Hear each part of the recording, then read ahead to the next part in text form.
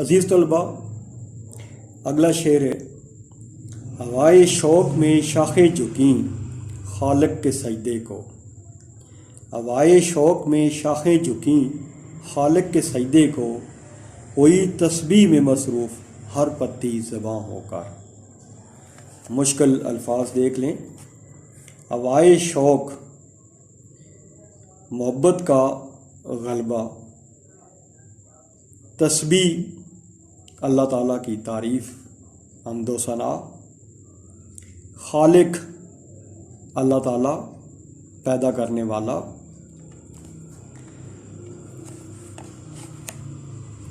عزیز طلبہ، اس شعر میں بھی شاعر نے جس صنعت سے کام لیا ہے وہ ہے حسن تحلیل۔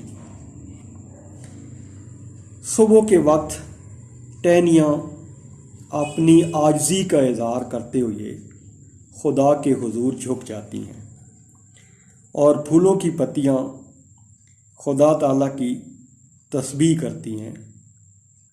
شاعر کہتا ہے کہ شوق سے پودوں کی شاخیں اپنے خالق کے حضور سجدے میں گر گئی ہیں، گویا اس کی بے پناہ عنایات کا شکر ادا کر رہی ہیں۔ یہاں یہ بات اہم ہے کہ ٹہنیاں جب پھولوں اور پھلوں سے لدی ہوں تو خود بخود جھک جاتی ہیں۔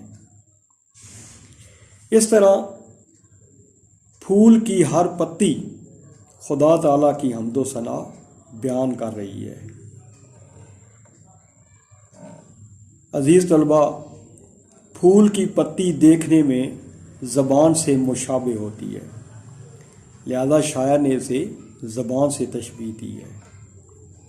میر انیس کہتے ہیں: کچھ گل فقط نہ کرتے تھے رب اعلیٰ کی مدح، کچھ گل فقط نہ کرتے تھے رب اعلیٰ کی مدح، ہر خار کی بھی نوک زباں تھی خدا کی مدح۔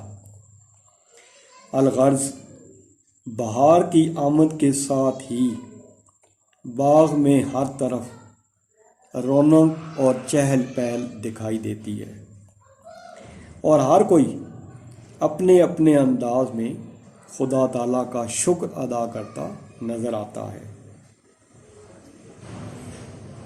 چنانچہ شاعر ہمیں یہ بتانا چاہتا ہے کہ صرف انسان ہی صبح کے وقت اللہ کی عبادت نہیں کرتے، بلکہ تمام مخلوقات، خواہ جاندار ہوں خواہ بے جان، اپنے اپنے انداز سے اللہ کی حمد و ثنا بیان کرتے ہیں۔ محسن کاکوروی نے باغ میں عبادت کی کیفیت کچھ یوں بیان کی ہے: سالک ہے چمن میں نہر موزوں، مجذوب ہے شاخ بید مجنوں، سجادہ بدوش لالا یکسو، یکسو شب زندہ دار شبو۔ عزیز طلبہ، نظم کا آخری شعر ہے: زبان برگ گل نے کی دعا رنگیں عبارت میں، زبان برگ گل نے کی دعا رنگیں عبارت میں، خدا سر سبز رکھے اس چمن کو مہرباں ہو کر۔ مشکل الفاظ دیکھ لیں۔ برگ گل، پھول کی پتی، رنگین، رنگدار، عبارت، تحریر، سرسبز، تر و تازہ، سبز رنگ کا، کھلا ہوا، مہرباں، محبت کرنے والا، نوازش کرنے والا، مہربانی کرنے والا۔ اب اس کی تشریح دیکھیں۔ یہ جیسے کہ شعر سے ظاہر ہے کہ یہ دعائیہ شعر ہے، اور اس میں اکبر کہہ رہے ہیں کہ پھول کی ہر پتی اپنی زبان سے دلکش اور رنگین انداز میں یہ دعا کر رہی ہے کہ اس چمن کو کسی کی نظر نہ لگے اور خدا اپنی مہربانی اور فضل سے اس کی رونق اور شادابی کو قائم و دائم رکھے۔ عزیز طلبہ، باغ میں ہر پھول کی ایک ایک پتی باغ کی سلامتی کی دعا گو ہے۔ بہار کے موسم نے باغ کے حسن کو چار چاند لگا دیے ہیں۔ یہ سب نعمتیں خالق کائنات کی عطا کردہ ہیں، لہذا ہر کوئی اس سے مزید انعامات اور فضل و کرم کا طلبگار ہے۔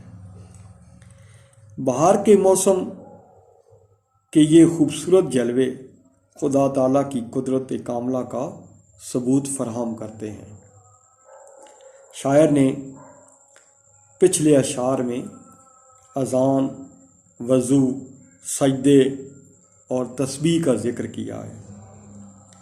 اسی ترتیب کا خیال رکھتے ہوئے شاعر نے اس شعر میں دعا کا ذکر کیا ہے کہ پھولوں کی پتیاں اپنی زبان سے رنگین انداز میں خدا تعالیٰ سے دعا کرتی ہیں کہ خدا تعالیٰ اس باغ پر اپنا کرم اور مہربانی کرے تاکہ یہ باغ ہمیشہ یوں ہی سرسبز و شاداب رہے۔ یاد رہے کہ پھول کی پتی زبان سے مشابہت رکھتی ہے۔ آتش نے کیا خوب کہا ہے، آئے بہار جائے خزاں ہو چمن درست، آئے بہار جائے خزاں ہو چمن درست، بیمار سال بھر کے نظر آئیں تندرست، آرائش جمال کو مشاطہ چاہیے، آرائش جمال کو مشاطہ چاہیے، بے باغباں کے رہ نہیں سکتا چمن درست۔ عزیز طلبہ، بہار کے یہ خوبصورت مناظر دیکھ کر کوئی بھی خدا تعالیٰ کی قدرت و انتظام سے متاثر ہوئے بغیر نہیں رہ سکتا۔ بہار کے یہ خوبصورت مناظر کی خوبصورتی کو برقرار رکھنے والی اگر کوئی ذات ہے، وہ صرف اور صرف خدا تعالیٰ کی ذات ہے۔ یہ نظم اپنے اختتام کو پہنچی۔ امید ہے کہ آپ کو یہ نظم جو ہے اس کی تشریح اور اس کو سمجھنے میں آپ کو اب آسانی ہوگی۔ اس کے ساتھ ہی عزیز طلبہ، یہ بات ذہن میں رکھیں کہ سال اول کی طرح اس سال دوم میں بھی ایسا نظم میں سے 15 نمبر کا سوال پیپر میں آتا ہے، 10 نمبر اشعار کی تشریح، کوئی بھی کسی بھی نظم سے 2 شعر جو ہیں وہ دیے ہوتے ہیں اور 8 نمبر کی اس کی تشریح ہوتی ہے۔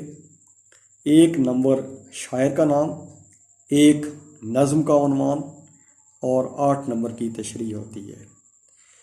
نظم کی تشریح ذہن میں رکھیں کہ ہمیشہ آپ نے اکٹھی کرنی ہے، کیونکہ نظم کے دونوں شعروں میں ایک ہی بات کو تسلسل کے ساتھ بیان کیا جاتا ہے، لہذا اس کی تشریح جو ہے وہ مجموعی تشریح کی جاتی ہے، اکٹھی کی جاتی ہے، اور اس طرح آپ کو بہتر نمبر دیے جاتے ہیں اگر آپ اکٹھی تشریح کرتے ہیں۔